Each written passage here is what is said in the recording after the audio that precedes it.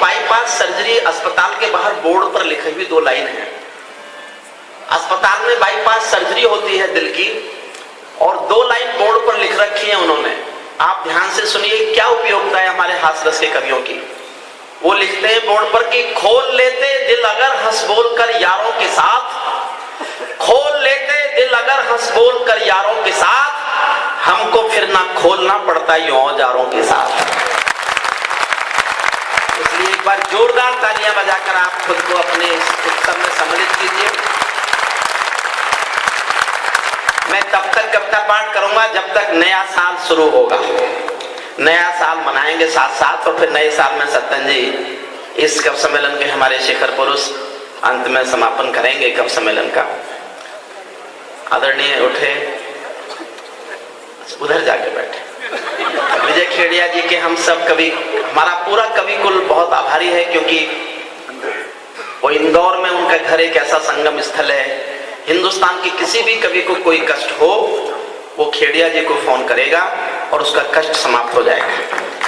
गाड़ी चाहिए तो, घर चाहिए तो, रोटी चाहिए तो, मुझे तो ऐसा लगता है कि वहाँ पूरे कवियों का एक तीर्थ बन गया है विजय खेड़िया जी का घर। और यहाँ भी उनके अपने श्री देवेंद्र झुंझुनवाला जी ने बड़े मंदिर का काम, मैंने आज मंदिर पहली बार देखा। मैं बहुत पहले कभी आया था, तब मैं मंदिर में नहीं जा पाया था। पिछली बार राजकुमार जी ने बुलाया था, तब भी मंदिर के काम में दर्शन के लिए नहीं जा पाए थे। इतना भव्य मंदिर, उसमें बैठकर जितनी शांति मिलती है, उसमें घूमकर जितनी शांति मिलती है, मैं तो चाहता हूं कि भगवान इतनी शांति हिंदुस्तान के हर शहर को दे दे जो शांति रानी सती मंदिर में है। हमारी सारी समस्याओं का समाधान। मैं प्रारंभ होता हूं। मेरे बाद श्रद्धेय सत्तन जी आ जाए। आदरणीय, स्वागत है आपका। नहीं, वो महेंद्र अजनबी वाली बात याद आती है ना कि वो लठ वाले तो नहीं है। आज्ञा हो तो मैं भी छेड़ूं वीणा की झंकार व भय। जो जा रहे हैं उनका बहुत बहुत आभार। अब तक सब चले जाते तो हम तो खुशी हो जाते। आज्ञा हो तो मैं भी छेड़ूं वीणा की झंकार व भय, आज्ञा हो तो मैं भी छेड़ूं वीणा की झंकार व भय, और समय से कह दूं झूमे गाए वेग मल्हार व भय। मुझको मां शक्ति ने दी है प्राणों में हुंकार व भय, और विधाता ने सौंपी है अधरों को ललकार व भय। मैं तो मां वीणा पानी से केवल ज्ञान मांगता हूँ, जनगण मन की पीड़ा गाने का वरदान मांगता हूँ, जनगण मन की पीड़ा गाने का वरदान। मैं बहुत बार झुंझुनू आया हूँ। तुलसियान जी ने कभी बुलाया, कभी राजकुमार मोरवाल जी ने बुलाया, कभी संपत राम जी ने बुलाया। मेरे पास 2 तरह की कविताएं, थोड़ी सी मुश्किल कविताएं हैं। मैं 60 साल का हो गया तो थोड़ी सी मुश्किल कविता माने उम्र के लिहाज से पढ़े लिखों की कविताएं लिख ली। कुछ कविताएं ऐसी हैं जो आसानी से समझ में आ जाती हैं। मैं तय नहीं कर पा रहा कि मैं कैसी कविताएं सुनाऊं। एक मुश्किल कविता सुना दो अगर आप मेरा साथ दें तो, क्योंकि मैं नई कविता झुंझुनू में पढ़ना चाहता हूं। आपके विश्वास पर मैं अपनी सबसे नई कविता आपको सुनाने जा रहा हूं। मैं 38 साल से एक विश्वविद्यालय में कानून पढ़ा रहा हूं, लेकिन ये कविता कानून से संबंधित नहीं है। ये कविता अर्थ विज्ञान से संबंधित है। अर्थ विज्ञान मुझे आता नहीं, लेकिन मैंने पढ़ा इस कविता को लिखने के लिए।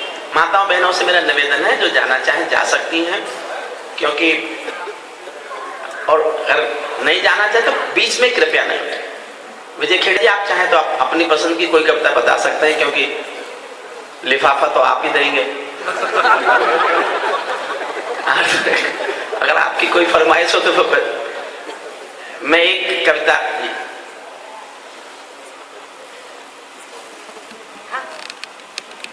हमारे सभापति जी, हम बहुत आभारी हैं उनके। मैं चाहता हूं, उन्होंने जो अपना प्रारंभिक भाषण दिया था बहुत अच्छा हमें लगा, बहुत प्रेरणादायक उद्बोधन था उनका। उनको जाना है एक बार उनके सम्मान में, ये पूरा सदन तालियां बजाकर, जो रानी सती मंदिर का इतना बड़ा दायित्व संभालते हैं, हम उनका सम्मान करते हैं, उनका आभार मानते हैं कि उन्होंने। वैसे 12 बजे तक झुंझुनवाला जी ने इस कवि सम्मेलन को समाप्त करने की घोषणा की थी कि नया साल जैसे ही शुरू हो, लेकिन नए साल में सत्तन जी सुनाएंगे। हम पुराने साल से नए साल तक जाएंगे। इतने समय तक तय था ये कवि सम्मेलन, तो अब फालतू चलाया जा रहा है।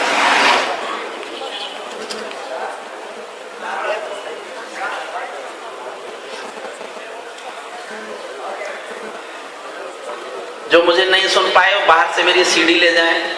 मुझे सुनने से नहीं बच सकते। मेरी सीडी सुने, पड़ोसी को सुनवाएं, खुद भी दुखी हो और पड़ोसियों को भी करें। अब मैं पढ़ूं साहब, एक बार बता दीजिए मुझे।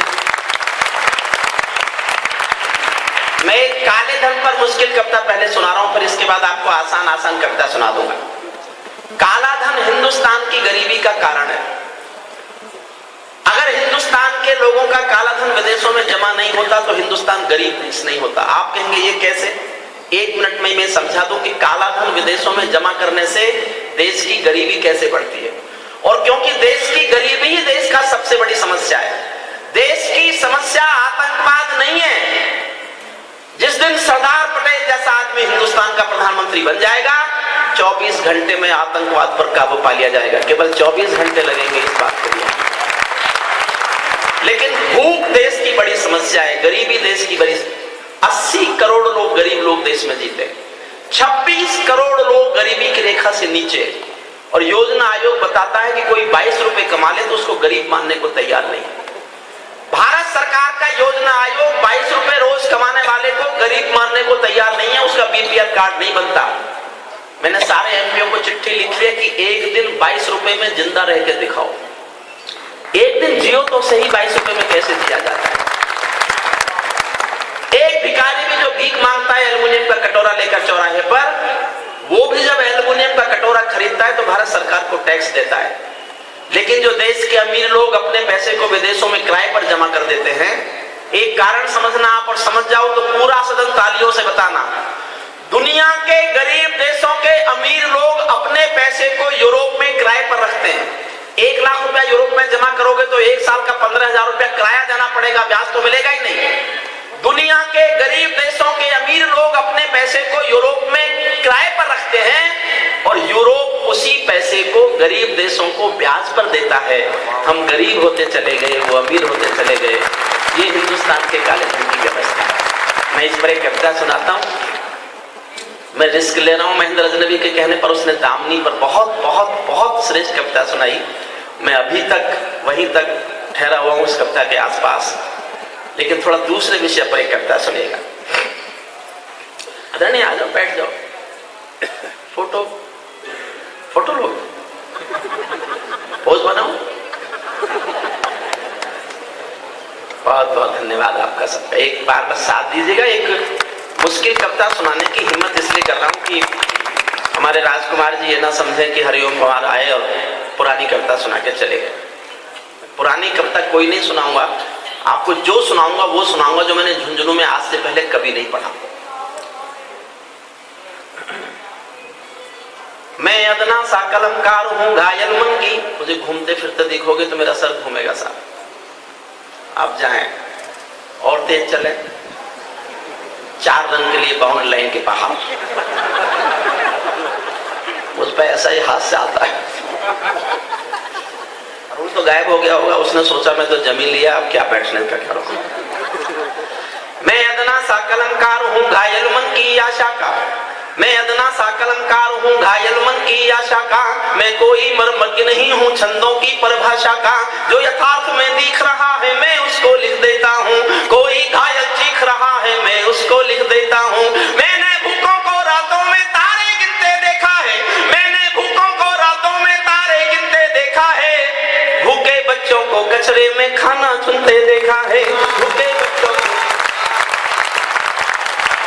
मेरा उत्साह बढ़ाते रहिए।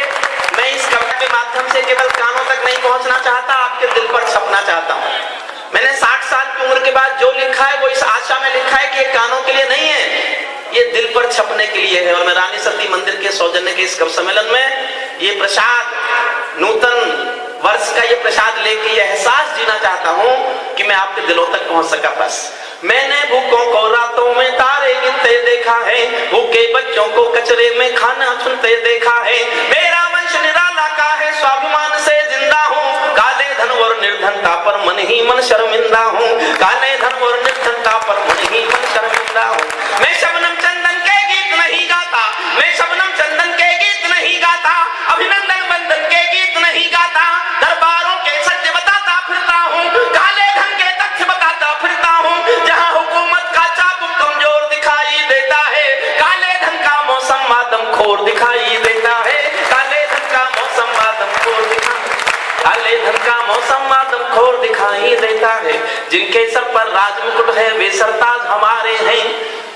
जीते हुए लोग हैं, किसी भी पार्टी के हो, सरकार चला रहे हैं, नेता वही है।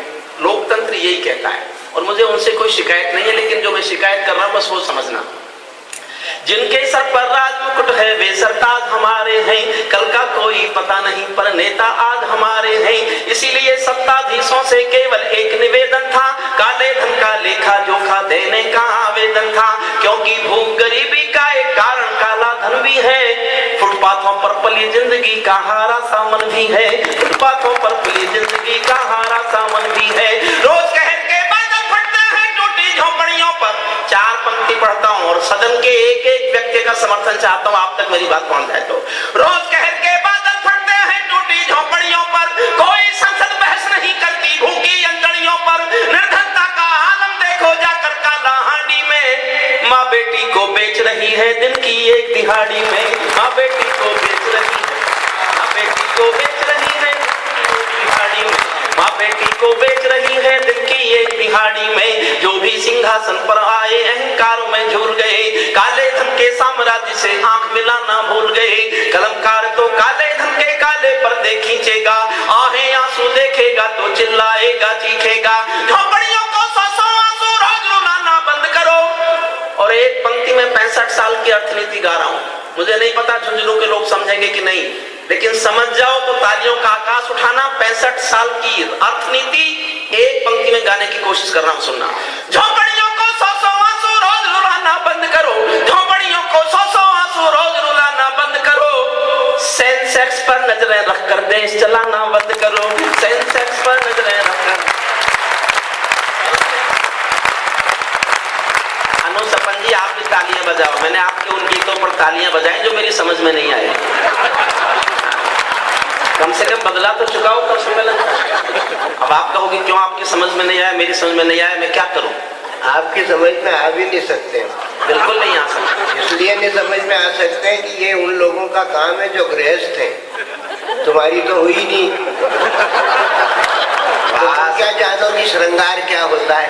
सत्तन जी कुछ लोगों की इसलिए नहीं हुई कि कुछ लोगों ने कई कई कर ली। क्या मतलब है, कई कई जो कम वाले होते हैं वो कई कई कर लेते हैं भगवान से। लेकिन कोई बड़ा काम नहीं है सत्तन जी। एक शादीशुदा भगवान जी के पास गया, हो सकता है आप भी हो, अच्छा, और जाके पूजा अर्चना की, पूजा अर्चना की, पूजा अर्चना की। भगवान जी खुश हो गए, उसने कहा भाई तूने बहुत पूजा अर्चना की है, चल एक मन्नत मांग ले। तो सत्तन जी छूटते ही बोले मुझे कुंवारा कर दो। अब भगवान जी की आंखें लाल हो गई, उसने कहा सत्तन जी मैंने आपसे मन्नत मांगने के लिए कहा था, जन्नत मांगने के लिए नहीं कहा था। इसलिए तुमने पहले से जन्नत मांग लगी। हम तो जन्नत में रहते हैं, हमें कोई चिंता ही नहीं है। जिसकी शादी नहीं होती वो एक बार देश का प्रधानमंत्री और एक बार देश का राष्ट्रपति बनाया जाता है, मैं ये जानता हूँ। आप इस बात में जोरदार तालियां बजाइए। ये कुर्ता कोई मैंने कब सम्मेलन के लिए सिलवा रखा है?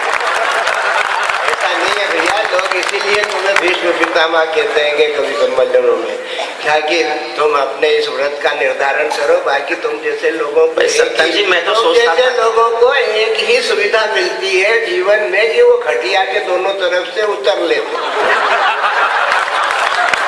मैं तो ये सुविधा जीवन पर उठाऊंगा, लेकिन सत्तन जी आपने मुझे भीष्म पितामह कहा, मैं तो सोचता था मध्य प्रदेश में कुछ समझदार लोगों को मंत्री बनाया जाता होगा। अच्छा आपने भी ताली बजा दी मुझे भीष्म पिता कहने पर। आप थोड़ी देर मेरी बात सुनना। आप जानते हो भीष्म क्यों रहे कुंवारे? उसका बूढ़ा बाप बुढ़ापे में एक और करना चाहता था। ये सच्चाई है इतिहास की। भीष्म इसलिए कुंवारे रहे कि भीष्म के पिता शांतनु बुढ़ापे में एक और शादी करना चाहते थे, और जिससे करना चाहते थे उसकी शर्त ये थी कि उसकी कोख की संतान ही हस्तिनापुर की राजगद्दी की मालिक बनना चाहिए। ये केवल तब संभव था जब भीष्म कुंवारे रहते। तो भीष्म ने अपने बूढ़े पिता की बुढ़ापे में एक और शादी की इच्छा पूरी करने के लिए कुंवारे रहने का व्रत लेना पड़ा। और ये बात मैं आपको इसलिए बता रहा हूं कि मैं सत्तन जी को अपने पिता के समान ही समझता हूं।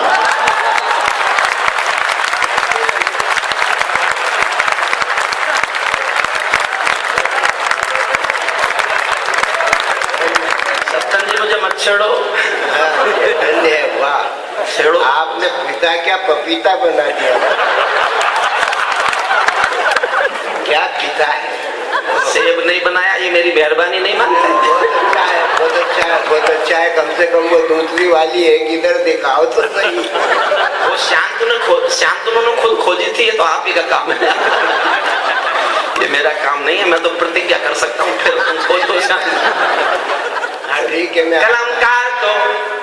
कलमकार तो काले धनके का। आप मेरे साथ जुड़ जाइए तो हम हंसी में बीच में, इसलिए मैं एक गंभीर कविता पढ़ूंगा। बीच में आप हल्के होते रहे ताकि आपका, देखिए जितना उत्साह आप दिखाओगे मैं उतने उत्साह से आप तक पहुंच जाऊंगा, यह मेरा विश्वास रखिए। मैं काले धन पर पूरा एक कंसेप्ट लेके आया हूं। मैंने काले धन पर किसी आंदोलन के लिए कविता नहीं लिखी थी, लेकिन इस देश में काले धन पर आंदोलन मेरी कविता लिखने के बाद हुआ। इसीलिए आज लाल कुर्ता पहन के आया हो तुम, काले वाला नहीं पहरा। मुझे कुछ नहीं कहना, ज्यादा कहूंगा तो मैं सद्दाम हुसैन बनूंगा क्या? बढ़िया क्यों छितवाई मैंने अपनी ज्यादा। और फिर एक बात और भी है, मैं पहले ही आपसे कह चुका हूँ कि मैं 38 साल से एक विश्वविद्यालय में कानून पढ़ा रहा हूँ, तो आप समझ गए होंगे एक कभी पढ़ा लिखा भी है। तो कम से कम पढ़े लिखे आदमी को उस आदमी के से बहस नहीं करनी चाहिए जिसका मानसिक स्तर उसके लिखा हुआ तो सभी पढ़ लेते हैं, और जो लिखा हुआ पढ़ लेते हैं वो बड़े लिखे होते हैं, लेकिन वो सबसे बड़े होते हैं जो लिखा पढ़े। ये पढ़े लिखे। बोलो सत्यनारायण की। चलिए पढ़िए। अच्छा नंग बड़ा प्रोफेसर से। काले धन के कलमकार तो काले पर्दे की। मेरा साथ देना बस। अब मैं सत्यन जी से डरता बहुत हूं, मैं करूं क्या, क्योंकि परम विद्वान है, बहुत सत्यवादी आदमी है, और हमारे पहले है राजनीति के बाद में। राजनीति के बड़े पदों पर रहने के बावजूद वो हिंदुस्तान के मंचों पर कविता के सच्चे समर्थक बनकर जिए, इसलिए हम सब कवियों के प्रणम में हैं, हम सब कवियों का आदर करते हैं। कालंकार तो काले धन के काले पर्दे खींचेगा, आहें आंसू देखेगा तो चिल्लाएगा चीखेगा। झोपड़ियों को 100 आंसू रोज रुलाना बंद करो, सेंसेक्स पर नजरें रखकर देश चलाना बंद करो। काले धन पर पूरी संसद मौन साध कर बैठी है। और एक पंक्ति मैंने बहुत दूर की सोची है, बहुत दूर की बात लिखी है। आप समझ जाओ तो मुझे बताना कि आप समझ गए, बस मैं ये चाहता हूं कि मेरी इस पंक्ति को समझा जाए। कलमकार तो काले धन के काले पर्दे खींचेगा, आहें आंसू देखेगा तो चिल्लाएगा चीखेगा। झोपड़ियों को 100 आंसू रोज रुलाना बंद करो, सेंसेक्स पर नजरें रखकर देश चलाना बंद करो। काले धन पर पूरी संसद मौन साध कर बैठी है, काले धन पर पूरी संसद मौन साध कर बैठी है। शुक्र मनाओ जनता अब तक हाथ बांध कर बैठी है। शुक्र मनाओ जनता अब तक हाथ बांध कर बैठी है। जिस दिन भूख बगावत वाली सीमा पर आ जाती है, जिस दिन भूख बगावत वाली सीमा पर आ जाती है, उस दिन भूखी जनता सिंहासन को भी खा जाती है। उस दिन भूखी जनता सिंहासन को भी खा जाती है। मैं झुग्गी झोपड़पट्टी का चारण हूँ, मैं झुग्गी झोपड़पट्टी का चारण हूँ, मैला ढोने वालों का उच्चारण हूँ, आंसू का अग्नि गंधा संबोधन हूँ, भूखे मरे किसानों का उद्बोधन हूँ। संवादों के देवालय को सब्जी मंडी बना दिया, संवादों के देवालय को सब्जी मंडी बना दिया। संसद में केवल कोलाहल शोर सुनाई देता है। काले धन का मौसम बादल घोर दिखाई देता है, काले धन का मौसम बादल घोर दिखाई देता है।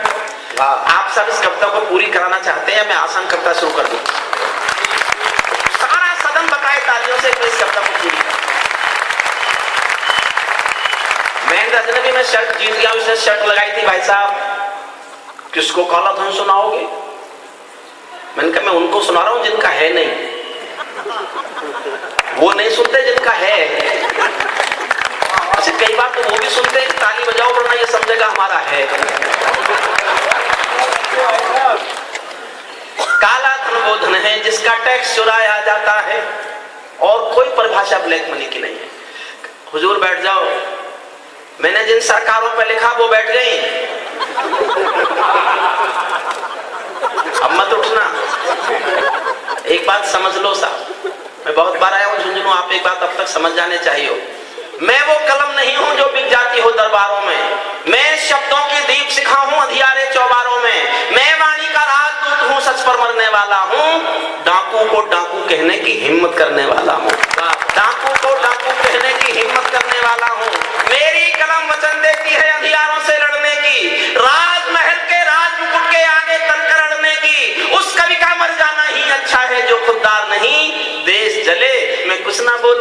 मैं ऐसा गद्दार नहीं। वाह वाह। मैं शब्दों की क्रांति ज्वाल हूं, वर्तमान को गाऊंगा। जिस दिन मेरी आग बुझेगी मैं उस दिन मर जाऊंगा। इसीलिए मैं इंकलाब के स्वर की एक निशानी हूं, गाते गाते अंगारा हूं, लिखते लिखते पानी। वाह वाह वाह वाह। हुजूर आप किसकी तलाश में है वो नहीं आई आज, बैठ जाओ, आइए।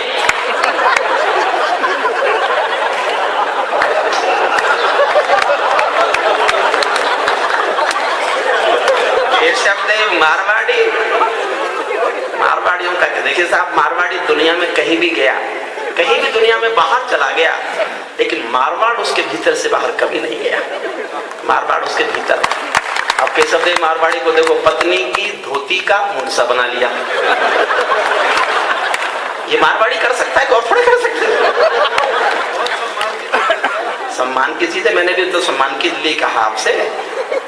अच्छा आप समझते थे यार ये आपके सर पर नहीं होता तो आपका सम्मान कम हो जाता। हमारे औरों के सर पर नहीं, हमारा सम्मान कम हो रहा है जनता में। अच्छा मारवाड़ी को बताना क्यों पड़ा कि वो मारवाड़ी है? अगर कोई किसी के बाप के 4 बेटे हो तो वो कहते घूमते हैं क्या कि हम भाई भाई हैं, हम भाई भाई हैं, हम भाई भाई हैं, और वो कहते घूम रहे हैं तो समझ लो है नहीं। इस देश में 1950 से ही गलत नारा लग रहा है, हिंदू मुस्लिम सिख ईसाई आपस में है भाई भाई, हिंदू मुस्लिम सिख ईसाई आपस में है भाई भाई। इस नारे में ही बेईमानी है। हिंदू मुस्लिम सिख ईसाई आपस में, हिंदू हिंदू के, मुसलमान मुसलमान के, आपस में भाई भाई है। एक दूसरे के कहां लिखा है? लिखा ही नहीं है, इसलिए है ही नहीं। होते तो क्या देश ऐसा होता? होते तो क्या इस देश में 47,000 दंगे हो गए होते? 47,000 दंगे हुए इस देश में।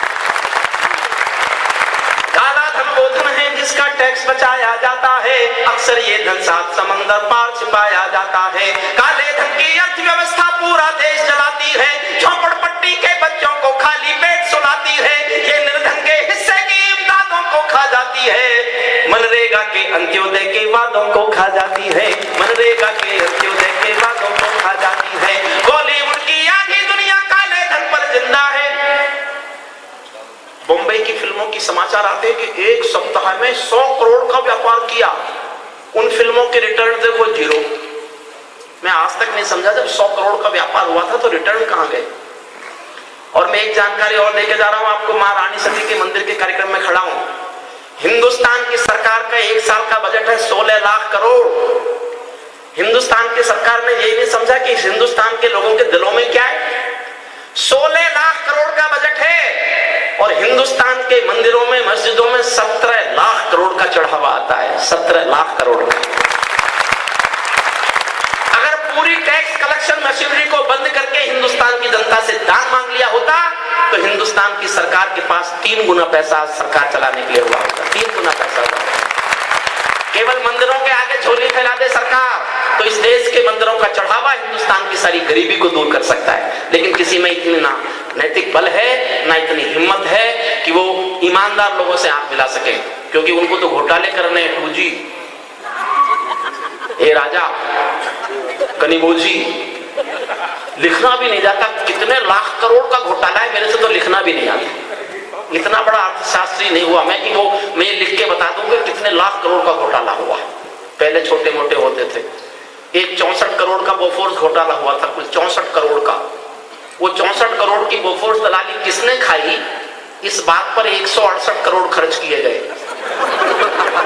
ये सरकारी आंकड़े में अपनी ओर से नहीं बोल रहा, सरकारी आंकड़े आरटीआई ने दिए कि 168 करोड़ रुपया खर्च हो गया इस बात पर कि पता लगाओ 64 करोड़ दलाली किसने खाई। और उसके बाद पता ये चला कि अभी कुछ पता नहीं चला।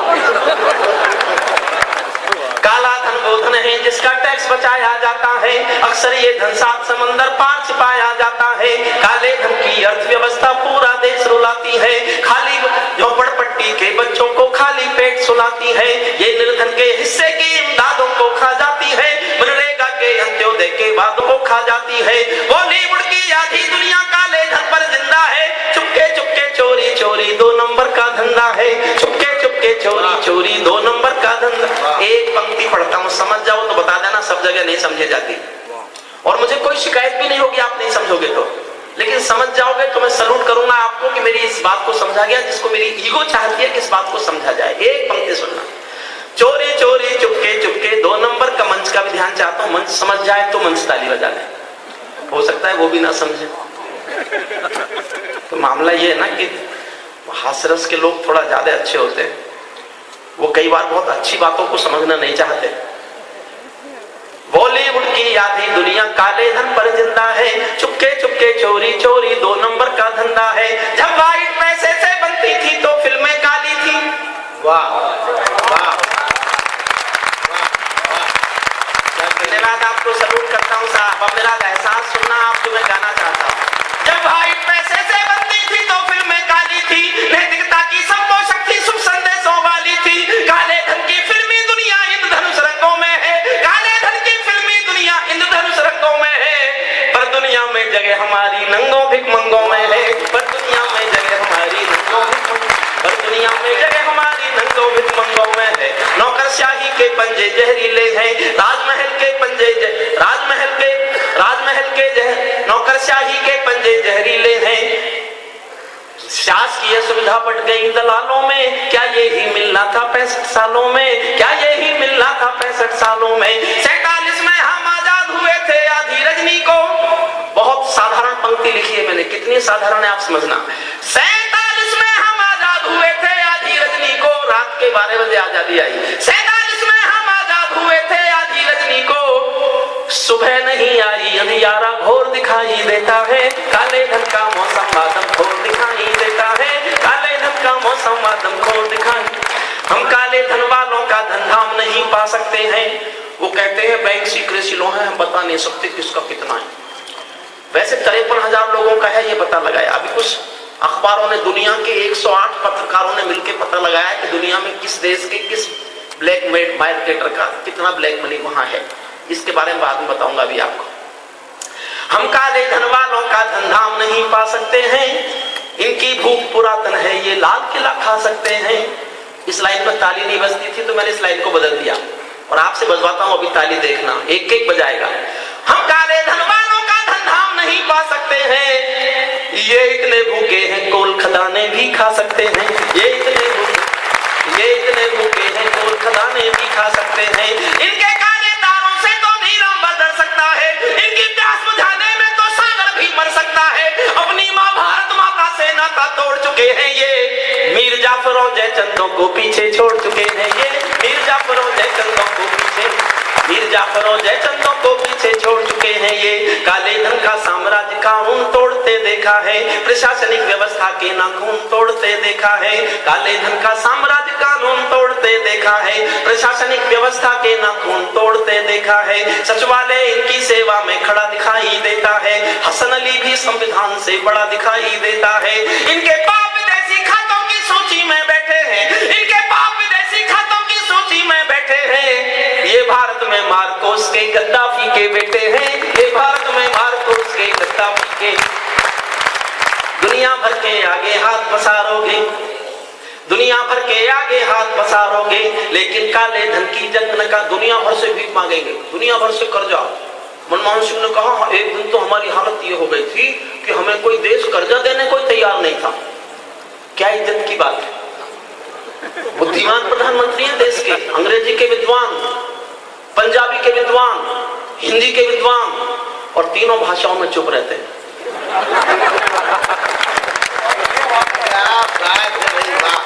अच्छा, देश कहता है वो कोई फैसला नहीं करते, मैं कहता हूं केवल वही फैसला करते हैं। उन्होंने फैसला कर रखा है कि मैं कोई फैसला नहीं करूंगा, तीसरा टर्म मिल जाए तो करूंगा। तीसरे टर्म के बहन जी थोड़ी देर बैठ जाइए, 5 मिनट बैठ जाइए, बस 5 मिनट मेरा बहनों से निवेदन है, 5 मिनट बैठ जाए। मैं जानता हूं कि सब कविता नहीं समझते यहाँ, नहीं मुझे कोई गलतफहमी नहीं है। मैं ये भी जानता हूं कि जो बहुत मन से सुन रहे हैं, बहुत मन से आप सुन रहे हैं। अब मैं बहुत मुश्किल कविता पढ़ने का दुस्साहस कर रहा हूं, इसके बाद मैं आपको ऐसी कविता सुनाऊंगा कि आप तो क्या, आप मेरे पढ़ने से पहले समझ जाओगे कि मैं क्या सुना रहा हूं। ऐसी कविता अभी सुनाऊंगा आपको, इसको सुन लीजिए बस। हम काले धन वालों का धंधा हम नहीं पा सकते हैं, दुनिया भर के आगे हाथ पसारेंगे, लेकिन काले धन की जंग नकारेंगे। झोला लेकर और घूमना बंद करो, चूमना बंद करो, अमेरिका के चरण चूमना बंद करो। दिल्ली को कर्जा मिलता है भारत के काले धन से, दिल्ली को कर्जा मिलता है भारत के काले धन से।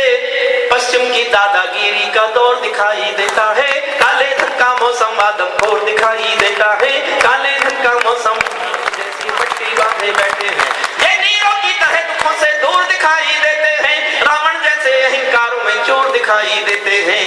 अब 4 लाइन पढ़ता हूं, अगर आपको लगे इतना सच बोलने का हौसला इस देश में कोई कर सकता है तो मेरे हौसले को समर्थन कर देना। बस आपकी तालियां, आपका आशीर्वाद मुझे ये ताकत देगा कि मैं इतना सच बोलने का साहस करता रहूं।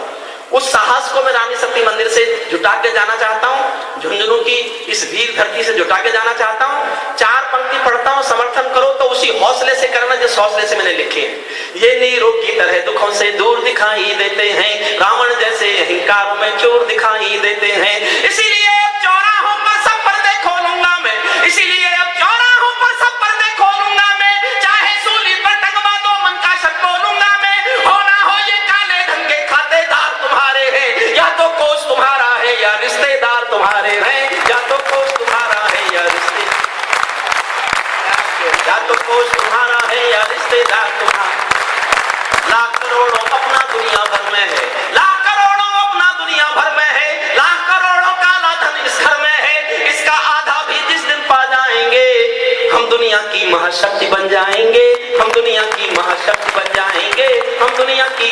अंतिम क्षण पढ़ रहा हूं और मैं आपको कानून का प्रोफेसर रहा हूं, बैंक सीक्रेसी लॉ बता के जा रहा हूं। जिन बैंक सीक्रेसी लॉ को हिंदुस्तान की जनता से झूठ बोला जा रहा है कि उनमें ऐसी क्लॉज है कि हम बता नहीं सकते किसका है, कितना है, कहां है, कैसे है।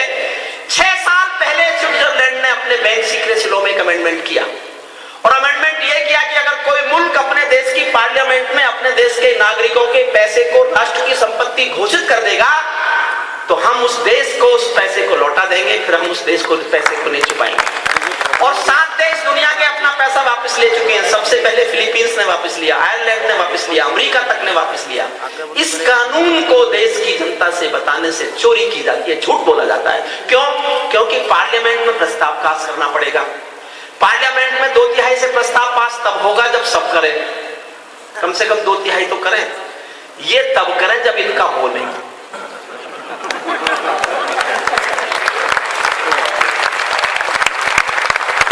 इसलिए देश की जनता से झूठ बोल रहे हैं कि बैंक सीक्रेसी लॉ इसलिए नहीं बता सकते, इस लॉ को नहीं बताते कि ये भी लॉ है कि 2/3 बहुमत अगर तय कर दे कि हमारा जितने लोगों का पैसा काला धन है वो राष्ट्र की संपत्ति है तो राष्ट्र को वापस मिल जाएगा। अंतिम पंक्तियां पढ़ता हूं, मेरा साथ दो तो देना। इस युद्ध को शुरू करता हूं आज यहां से। नव वर्ष आने वाला है और इस नव वर्ष पर मेरा ये नया युद्ध शुरू होता है। काले धन पर सत्ता और विपक्षी दोनों गले मिलो। किसी ने कहा मिले हुए तो हैं, मिले हुए नहीं होते तो अब तक प्रस्ताव नहीं आता। मैंने कहा नहीं, मेरी तरह से मिलो, मैं जैसे मिलाना चाहता हूं। काले धन पर सत्ता और विपक्षी दोनों गले मिलो, काले धन पर सत्ता और विपक्षी दोनों गले मिलो। भूखी मानवता की खातिर एक मुकम्मल निर्णय लो। संसद में बस इतना कर दो, छोड़ो सभी बहानों को। राष्ट्र संपदा घोषित कर दो सारे गुप्त खजानों को, राष्ट्र संपदा घोषित कर दो सारे गुप्त खजानों को। काला धन घर में भी है, उसकी रफ्तार मंद कर दो। काला धन घर में भी है, उसकी रफ्तार मंद कर दो। 1000-500 के नोटों का फौरन चलन बंद कर दो।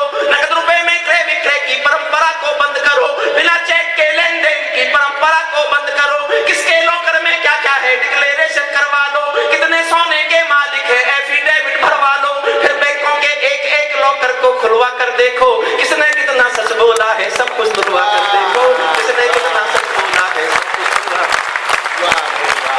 केवल 24 घंटे में काला धन बाहर आएगा, केवल 24 घंटे में काला धन बाहर आएगा। केवल ये कानून वतन से भ्रष्टाचार मिटाएगा। जिस दिन भारत की संसद ऐसा कानून बनाएगी, लोकपाल की कोई जरूरत शेष नहीं रह जाएगी, लोकपाल की कोई जरूरत शेष। और 2 पंक्तियां पढ़ता हूं आपसे, आखिरी बार कहता हूं कि जोरदार तालियां चाहिए। आपको लगे कल का हिंदुस्तान ऐसा हो जाए, कल ये होने लगे जो मैं चाहता हूं, तो जोरदार तालियां बजाना। जहां व्यवस्था कानूनों का चलन सीखने लगती है, जहां व्यवस्था संविधान का चलन सीखने लगती है, लाल बत्तियों को सपने में जेल दिखने लगती है, लाल बत्तियों को सपने में जेल दिखने लगती है। 2 नंबर के दोषी उस दिन देशभक्त बन जाएंगे, 2 नंबर के दोषी उस दिन वाले सूली पर टंग जाएंगे, जिस दिन 100 काले धन वाले सूली पर टंग जाएंगे। मेरी भाषा तीखी है तो होने दो, चाकू छुरा सरीखी है तो होने दो, अंग्रेजों पर चिल्लाना मजबूरी था, भगत सिंह का बम विस्फोट जरूरी था, भगत सिंह का बम विस्फोट जरूरी था। दिल्ली दावा ठोक रही है अब भी रोज तरक्की का, दिल्ली का दावा झूठा मुंह जोर दिखाई देता है, काले धन का मौसम आदमखोर दिखाई